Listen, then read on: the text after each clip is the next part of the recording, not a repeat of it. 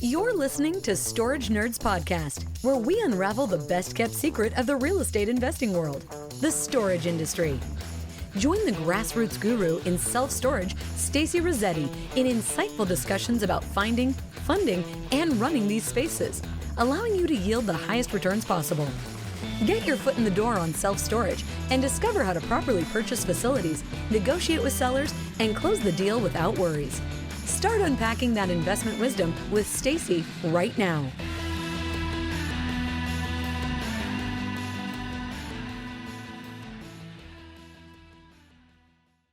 Today, I was going to go over some management stuff because I was talking to another realtor yesterday about another property where we're thinking about listing. And he was talking about the difference between remote management versus on-site management. And that's one of the things that one of the properties we're thinking about selling is 25,000 square feet. So he was asking, do you manage this property on site or do you have remote management? And I mean, we do remote management for all of the facilities, but the question that I was thinking and actually came up in the conversation was can you afford to have an on-site manager? And for what type of properties can you really afford it? Okay.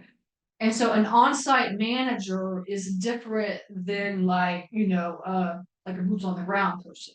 Okay, on-site manager, where it's you're driving up to the facility and then somebody's there, if you have any questions. It's just when can you afford a facility? When can you afford an on-site manager? And when can you not? Now, just in the last couple of years, has this whole concept of contactless come into play. Contactless was not even thought of until COVID. Okay. Now, we have always we didn't have the word contactless in our vocabulary until COVID, right? I always said virtual, electronic, and actually remote wasn't even kind of a word in the industry as well too. We just had storage facilities in our little area around Peachtree City, and I managed all 6 of them remotely. I sat at my house and managed the facilities, all right, together with Bonnie, who's been with us for a long time. And then, either I would go out and do the work, or eventually we hired one boots on the ground person for one facility. This concept of having of being remote or going online and booking units and stuff. This is a very new concept. It really honestly is, even for the bigger players. Because I remember specifically during COVID, a lot of storage facilities had to shut down because because the only way that you could rent a unit, you guys tell me about this if you guys have ever done this, but the only way that you could rent a unit is if you went to the facility and signed the contract. Okay. And which is really weird. It's storage is kind of just, honestly, it's a very slow industry. And it just wasn't up to par. It wasn't up to virtual standards and stuff. So the whole concept of being virtual was a new thing. So when we bought our facility, our first facility in 2016, I got Storage. Storage is the software that we use internally to manage all 16 of our facilities. Write that down here, and so everybody can know. Whoops. Okay. So Storage is the software that we use. And when I first got started in storage in 2016, there was SiteLink. This was the older version.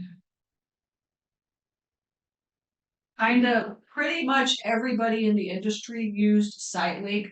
There was another one that was very old. It was called Commander. like nobody uses this anymore because they haven't really ever been updating it very much. Super clunky and stuff. Like only really like older people that want to get into have a storage facility kind of buy this one. Nobody really buys this. If you're buying this software, you're missing out on like really good softwares out there that are just the same price. Okay. And then ESS, which is Easy Storage Solutions. And then now, of course, there's like a ridiculous amount of storage facilities. So it's property management softwares. But this is kind of where it was in 2016. And storage was like this kind of newer. It had been around for just a couple of years. And so it was like it had a very good, nice interface, and I really liked the way it looked. It wasn't like SiteLink is like very kind of older, a lot of bigger players use SiteLink. A lot of people love SiteLink, but I think it's a lot of people that have just been in the business for really a long time. That's why they love SiteLink. But and then ESS, as Easy Storage Solutions, was like the basic version of kind of storage. It wasn't owned by storage or anything. It was just the basic kind of very cheap software that was just like easy to use for like somebody that had like maybe one facility or two facilities, and all they really want to do is just manage the tenants. That was it. Okay. But I knew that I'd be buying a lot of storage facilities. So I either was going to use SiteLink or StorageNerds. When I did the demo for SiteLink, this is how old I am. That's not, I've only been around for 8 years, but like 8 years ago when I did the demo for SiteLink, they only had a desktop version. They did not have the online version. Now they have an online version.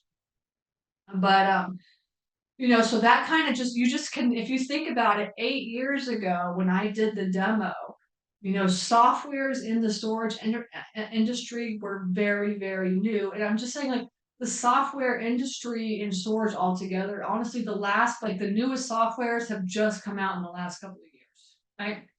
So anyways, like SiteLink, and so like actually we just signed up for Storage Reach, which has nothing to do with any like softwares at all.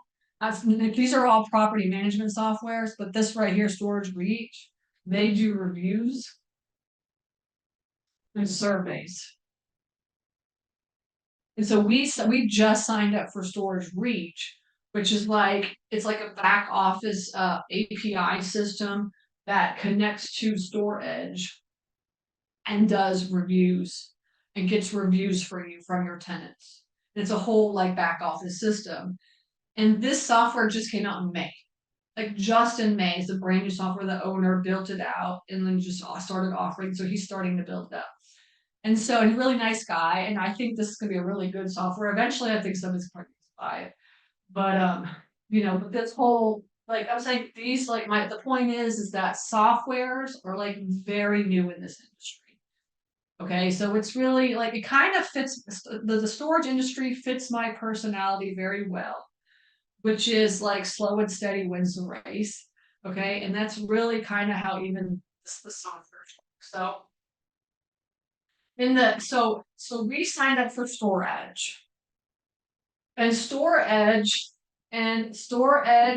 SiteLink, and ESS were all bought by Storage over the last couple of years. All right, Storable is like a vertically integrated company within the storage business that offers like all different types of like different things. Like it's like a turnkey system for storage facility owners. That's like their goal is to be like vertically integrated, and whatever a storage facility owner needs, like Storable is going to offer that. So for instance, like Storable just bought a boat and RV property management software.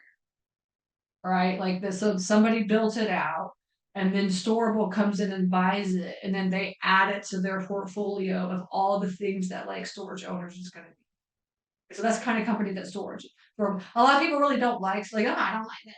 But the thing is that they do offer everything that you need, and they are very open to like listening to the needs of people like me, like owners, and we're beta testers for StorageNerds now because we own a lot of property. So they ask us to test out certain types of, things they're coming out with.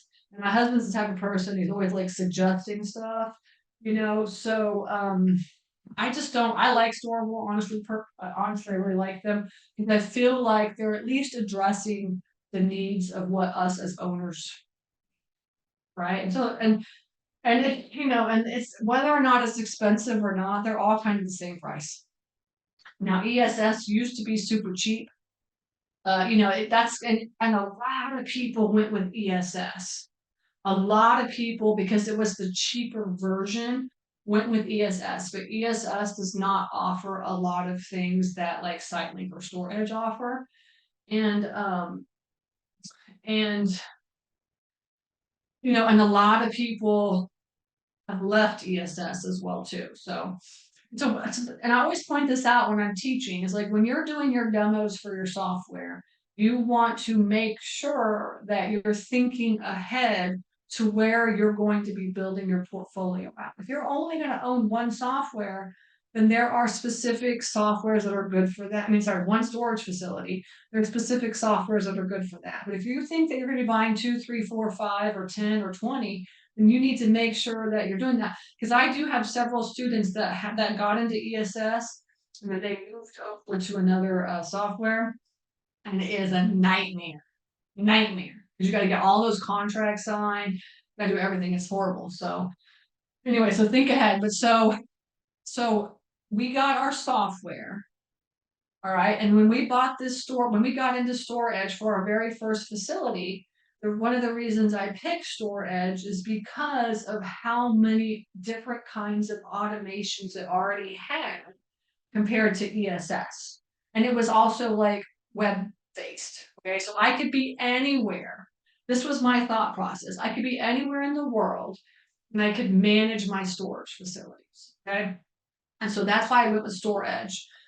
And so then, and I just managed, I literally was the one that went to the units and like swept out the units. Because when you buy these small facilities, like you can't afford to have, afford to have either on-site or remote management. Okay. So that is why I got StorageNerds, is because I knew that I needed to automate as much as I possibly could and not have to do it. And the only thing I really couldn't automate from StorageNerds there was a couple of things. In the beginning, the auction process, and then also the boots on the ground person. Now, when you have these smaller facilities, right, you can't afford to have like an on-site person unless you kind of sort of did what we did.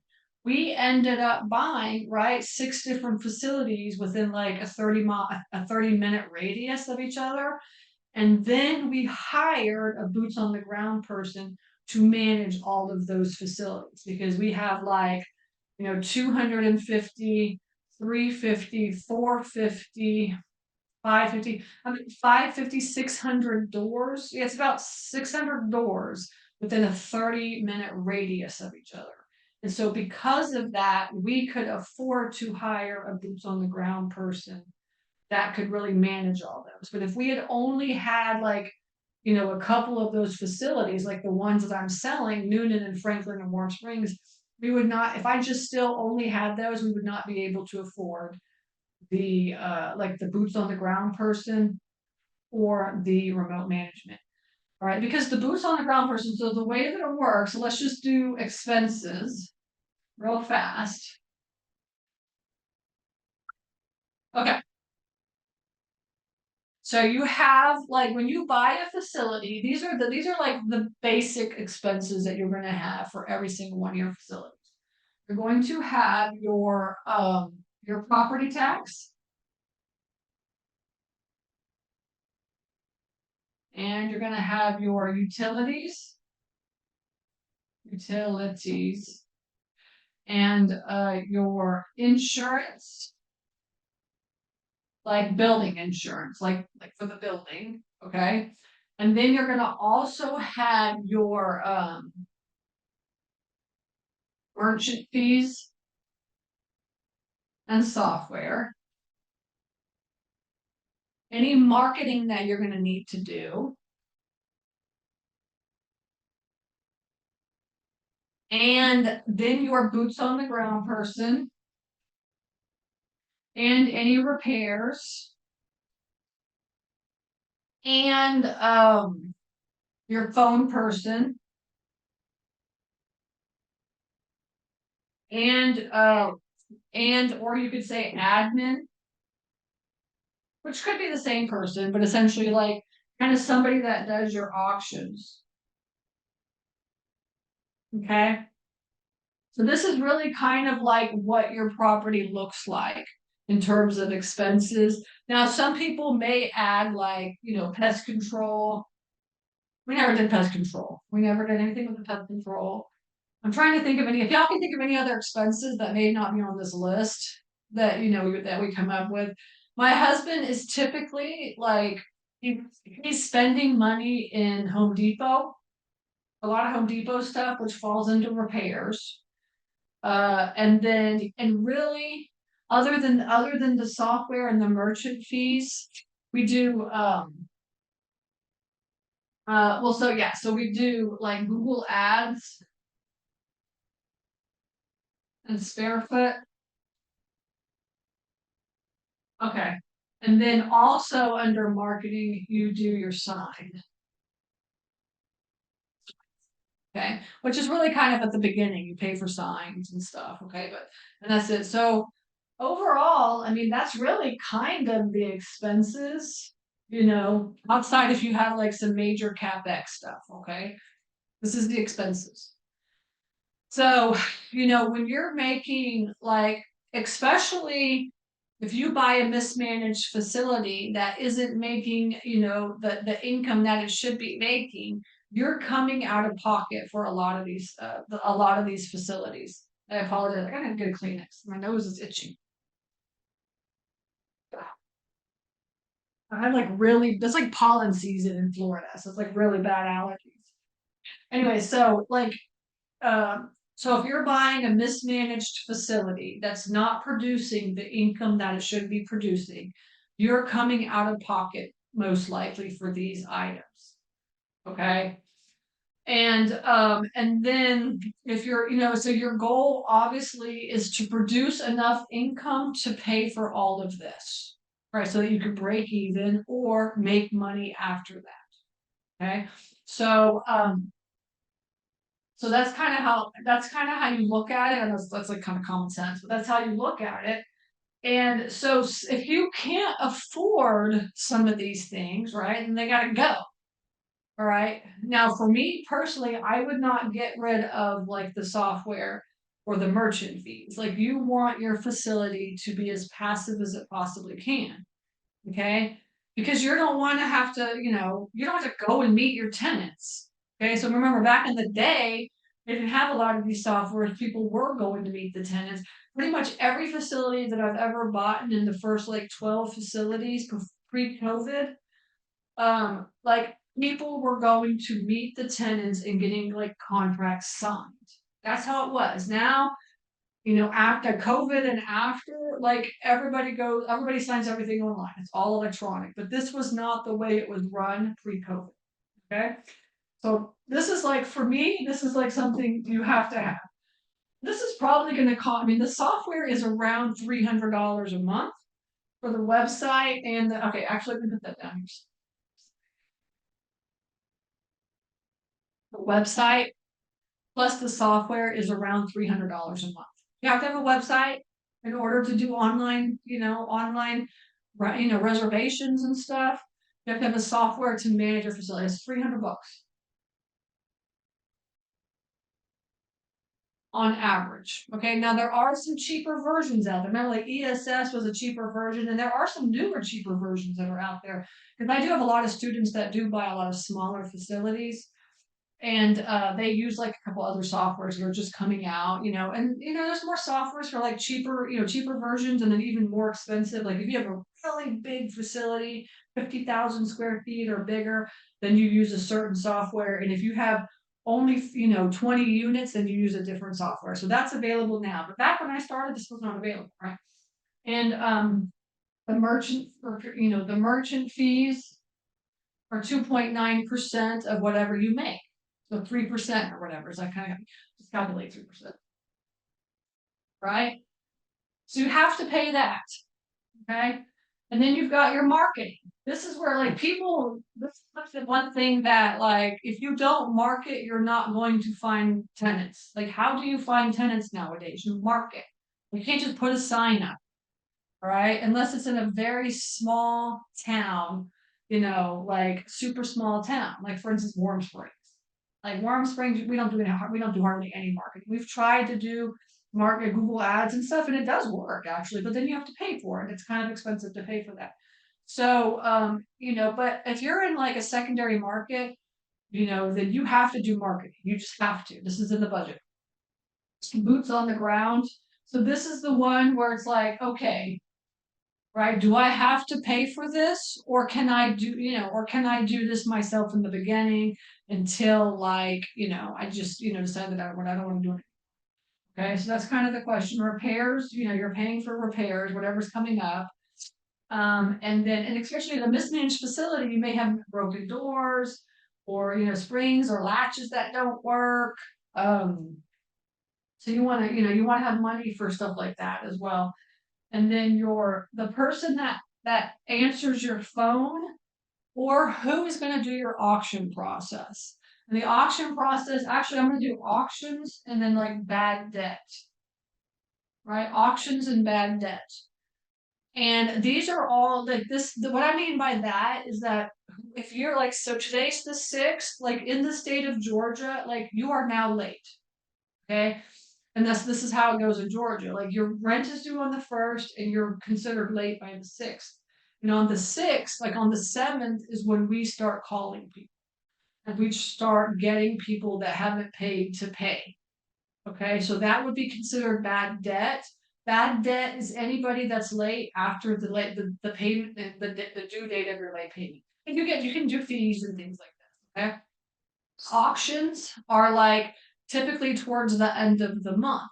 If you haven't paid by day 25, then you do go into the auction process. Okay. Now, these with your software are automated. Okay, this can be automated in StorageNerds. I don't know about the other softwares. In StorageNerds, this can be completely automated. You can mail letters out. You can do everything you need completely automated, or you can hire a third-party service to do these as well too. Okay, there are third-party services that have just come onto the market. There's a couple older ones, but there are a lot of ones that have come on. Well, they'll do your bad debt calls. They'll do your auction calls. And then the way that works too, which is really interesting, is that you can just pass that fee on to the person that's late. Say, look, it cost me $3 to call you and get this payment, so I'm passing that fee on to you.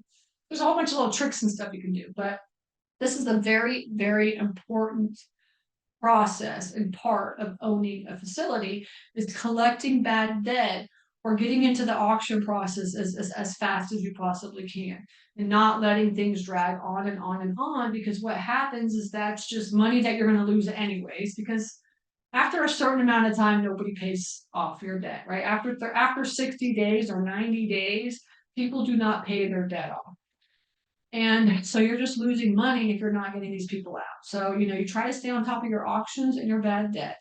This is important. And answering your phones. How many times have you called an owner and to see if they want to get an offer and they never even answered their phone, for the storage facility, like all the time. Like I'm telling you, this happens all the time. Like owners, if they're full, they do not answer their phone. And then they just have their tenants leave a voicemail if they have any issues and they'll call them back, right? But you want to answer your phone, you cannot miss out on any calls because that costs you money as well too.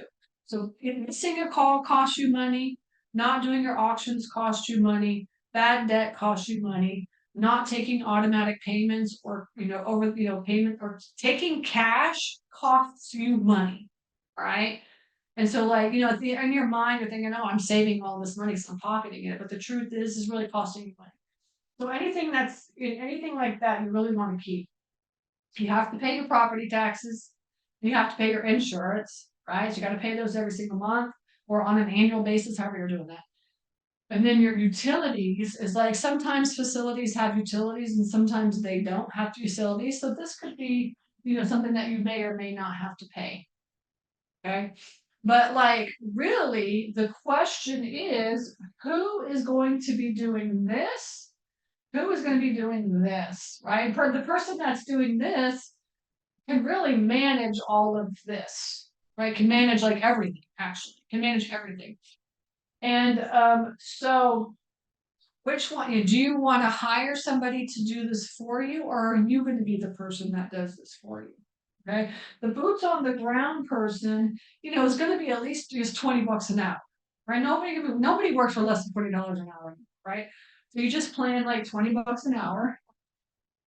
You know, they got to come out like, you know, they got to come out at least once a week. You got to go to your facility once a week. And you have to like pick up all the trash that everybody left because everybody, if they're moving out, somebody's leaving something. Like there's rarely ever a tenant that like doesn't leave anything, right? And then you have to overlock anybody that's late. And then you have to like if somebody pays, you have to go back and then unlock them, right? And now you can, you know, you can buy a bigger facility that like you can do this over the phone and manage that over the phone. But like we're talking about little tiny facilities right now. Can you afford to have a boots on the ground person? Can you afford to have a phone person? You know, can you have somebody that when can you actually have somebody managing all this stuff? When is that? Okay. So if you buy a facility that's like, you know, that's like, let's say 50 units, we'll just do in 50 units. Okay. Now, and let's just say we're going to just do it super easy. It's 5,000 square feet. That means you have 50 10 by 10s, right? Okay.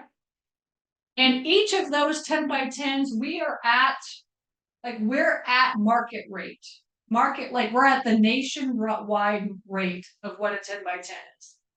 Okay. Now, when you're in a tertiary market, most likely you're not going to be at this rate, just so you know, but like we're going to make it easy. The national average for a 10 by 10 right now is 85 cents a square foot. Okay. But you know, you can have it up to $1 or over $1 in some areas, and you can have it down to like, let's say maybe 50 cents.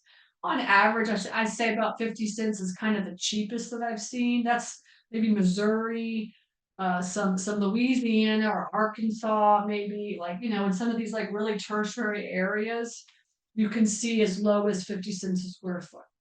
Okay. But let's just say on average, we're at this is my Georgia, you know, all of our Georgia properties are super like everybody wants to be in Georgia right now. Everybody wants to be in Florida. 85 cents a square foot is like a good number. Okay. So now just think about that. If you have 5,000 square feet of space, if anybody has a calculator, you can calculate this out and tell me as well too. If you have 5,000 square feet of storage and you can get 85 cents a square foot for each of that, what does that equal? Let's say $4,000 a month, maybe, right? Something like this. If you were 100% full, you would be at X amount of dollars, whatever 5,000 times 85 is. Somebody always tell me this, okay? And that's like at 100%.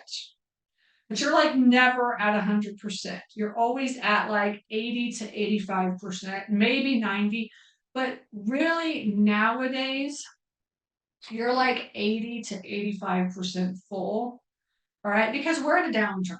Right now, a couple of years ago, everybody was always full. Like it was funny. I was on a webinar with the CubeSmart and Extra Space, and they were going over their inventory and stuff, but even the primary market, they said that they've never ever been like above 90%, like hardly ever in their whole span have they ever been above 90%, but they were like 95% full.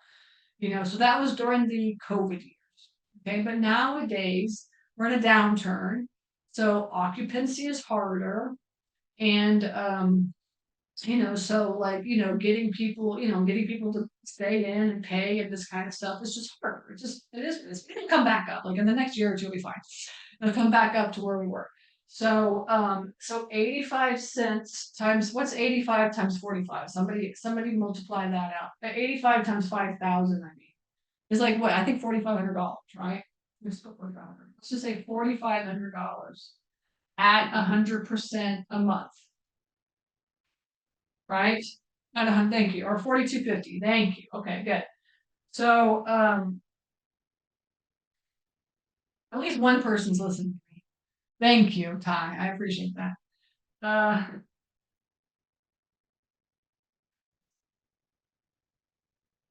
So now, right? We know that if we were full, we'd be at 4,250, but we're not full. We're at 85% occupancy, right? So what's 85% of 4,250? 90% is 38.25. Good, thank you. So let's just say 38.25 is 90%. Okay. And we say we typically 80 to 85%, maybe 3,500, maybe something like that. Let's just say 3,500 is at 80%. Okay, whatever it is. Okay. And then now you have, this is what you're making on a monthly basis. Thank you. Yes, 36. Okay, 36.12. Good. Okay, so we're right around there. And then you have all these bills. Now it's $300 for this, 3% for this. If you have a marketing budget, you're typically going to be maybe $100 to $500 a month. We were at $500 a month. Really, it's basically where we're at. Boots on the ground, $20 an hour. Right? 1 day a week. We're at $150 a day or $160 a day times 4, right? Which is what, $500? No, yeah. Tell me what that is, because I'm horrible at this. So 160 times 4. Okay. And then you have like some repairs, right? Let's just say like $100 a month in repairs. Okay, or something. And then you have your phone. Who's answering your phone? Is it you or somebody else? If it was you, obviously it's not a charge. But if it was somebody else, let's say maybe $100 a week to answer the phones, right? So that's $400. It's going to cost you about $400 to hire somebody to answer your phones. It's going to cost, let's say, $500 a month for somebody to do the boots on the ground. That's already almost, that's $900 a month. And then who's taking care of your auctions and your bad debt? If that's you, then it could be, you could save that money, or this admin person that you have maybe helps you do some of that as well too. And you add another $100 or $200 on for that a month. Okay, you see what I'm saying? Property taxes, we all know it's different for every state. Utilities are around $50 a month. Okay, and then insurance, let's say insurance is expensive now, right? So insurance would say $200 a month, maybe on average. Some in Florida, maybe even more than that, depending on how big the facility is. It's a little tiny facility. Let's just say like $150 to $200 a month, $2,000 a month. So $2,400 a year is a little bit expensive, but maybe $1,800 to $2,400 a month is basically what's going to cost, right? So now you're like, you're like 250 plus another 1,000 is $1,250 plus your $500 and $800 is already at like 2,000 plus $2,400. It costs typically for a facility less than 100 units. It costs around $2,000 to run and manage. That's you paying for all of this right here. $2,000 up to maybe 2,500. Let's just say on average, if you can do the marketing, 2,500. Okay. So now you're at 3,500, and then you have 2,500 just for your expenses, right? So you're only at $1,000 a month, right? Which is really your mortgage if you have one. Okay, let's just say on average, just $1,000 for these little tiny facilities. Now, remember, you can take off this $1,000 for your boots on the ground and the phone person. Okay? So then you really do net $1,000. Okay, but that means that you have to be 80% full at 85 cents a square foot, and you have to, you have to have you have to decrease your expenses. The goal is to decrease those expenses and increase your income, right? And so, and right now, mortgages, it's really hard to get it's not hard to get a mortgage. It's hard to get a good mortgage because interest rates are so high. So that's eating at your expenses every single month. Okay. So overall, these little tiny facilities, if you're going to buy one, right? If you're going to buy one, that's how you're looking at it. You're looking at what can I afford out of all of these expenses? What can I afford? I have to pay the property tax. I got to pay insurance of everything, and I got to pay for my software. Right now, a lot of people will just be like, I'm not even going to get software. I'm just going to hand do it or whatever. But I recommend the software so that you can automate everything. Okay. But so property taxes, insurance, software. Now you have to decide, am I going to have any money for marketing? Am I going to be able to afford a boots on the ground person? And am I going to be able to afford like an admin person to help me, or am I going to have to do that? That's $1,500 a month that you can take away, if you can do it. So when you think about these little tiny facilities and you're thinking, I want to get my foot in the door, and everybody wants to get their foot, we all want to get our foot in the door. If you can only afford a small facility, there's nothing wrong with that at all. But you will have to, the closer that facility is, the better, because most likely you will have to manage a lot of that stuff. Okay. Just because, there's not a lot of room for all of these expenses. All right. Does that make sense?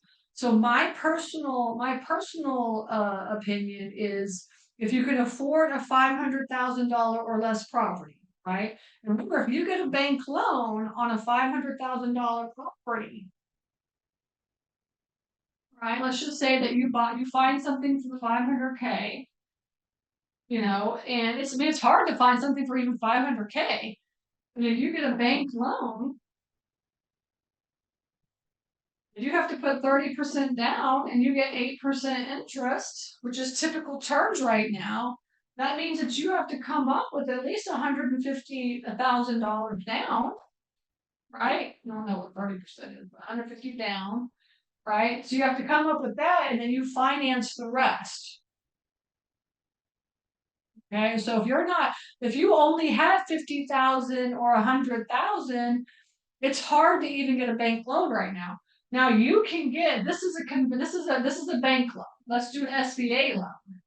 You can get an SBA loan, right? SBA loans are 10% down, and it's a variable rate. And right now it's upwards of 13%. And so you can put 10% down to 500. So you can put 50K down. Right? But then you have to have the less amount of money that you put down, the higher your interest rate. The more money you can put down, the lower your interest rate. Okay. Now this is for $1 million or less properties.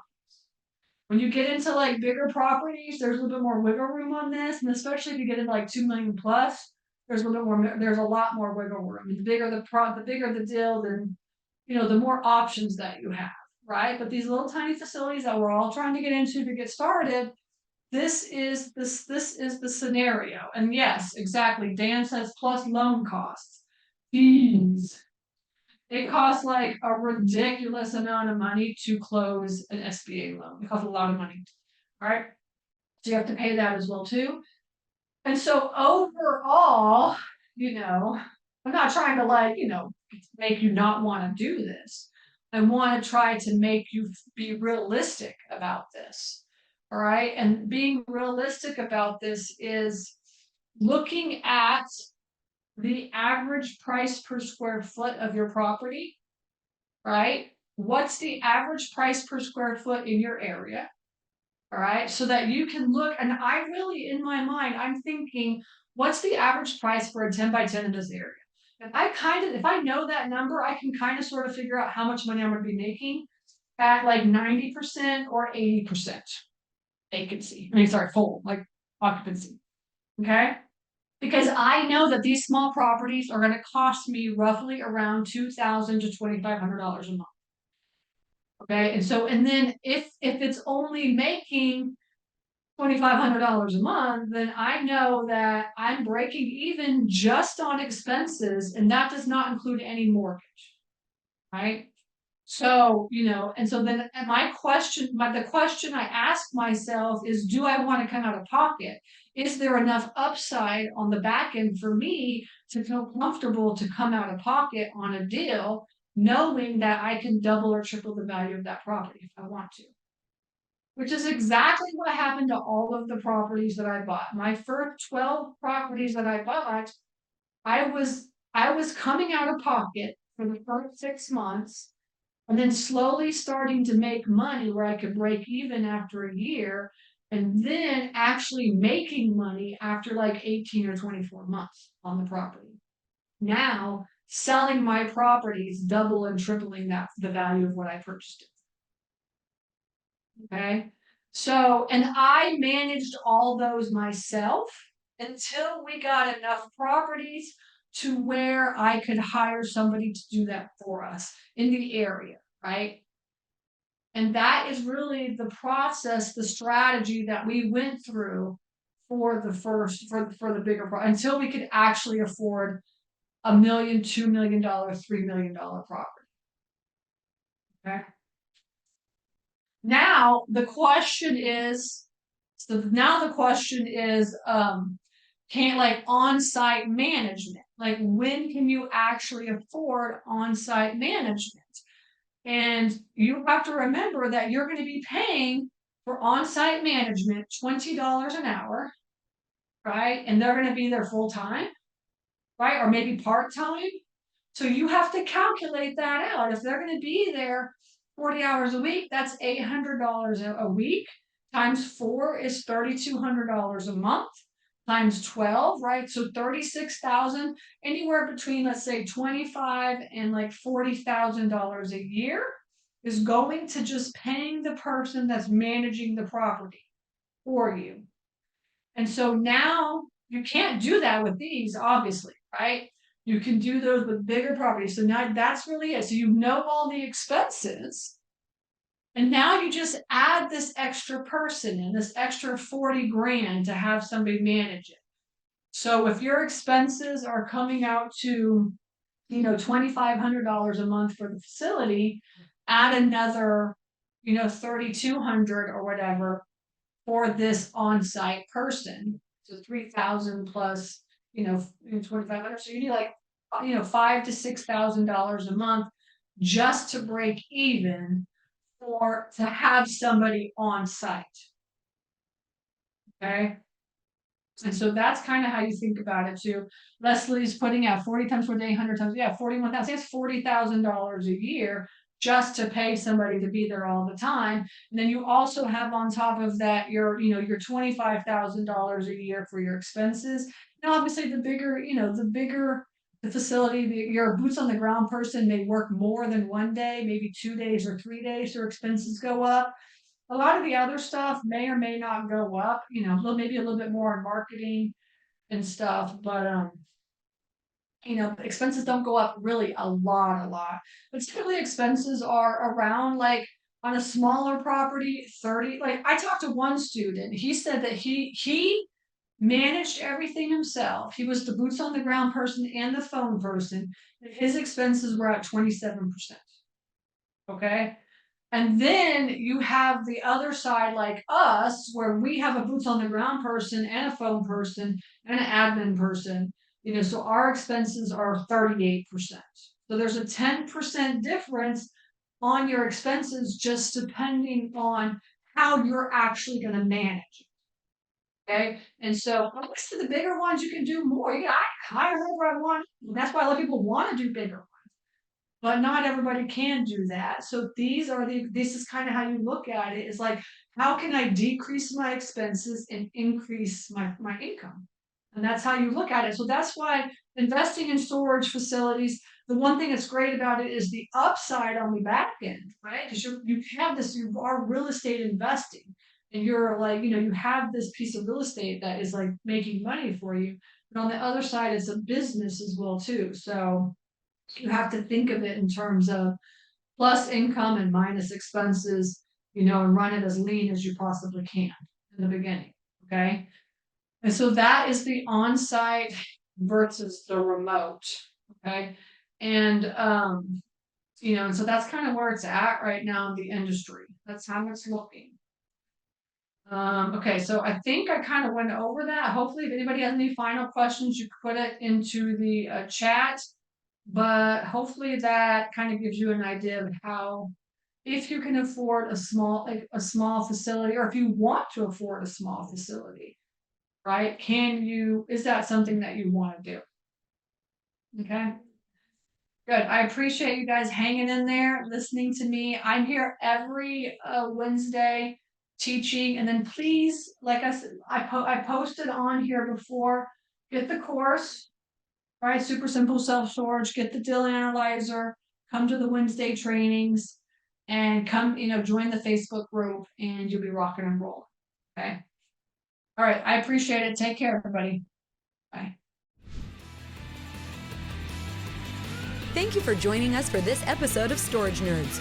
Hope this informative conversation inspired you to go out there and jump into this highly profitable business venture that people rarely talk about. Get more tips on storage space investing at www.stacyrossetti.com. Don't forget to subscribe to the show and leave a rating. Together, let's build that thriving passive income one storage space at a time. Until next time.